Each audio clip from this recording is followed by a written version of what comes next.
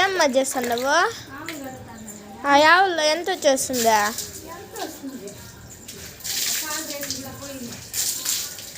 పాలు రేట్లు పోయినాయినా ఆవును కడుగుతున్నావా? ఎంత శుద్ధి చేస్తేనే కదా అవి పాలు ఇచ్చేది. లేదంటే యాప్ నుంచి వస్తుందే చేసేదే ఈ పని. దానికి చూడు ఎట్లా మెత్తుకునేసిందో. దాన్ని ఇంకెప్పుడు తోమేది నువ్వా? ఇంకా ఉంది. మొన్న నీళ్ళు పట్టంగా కడుగుతున్నావా?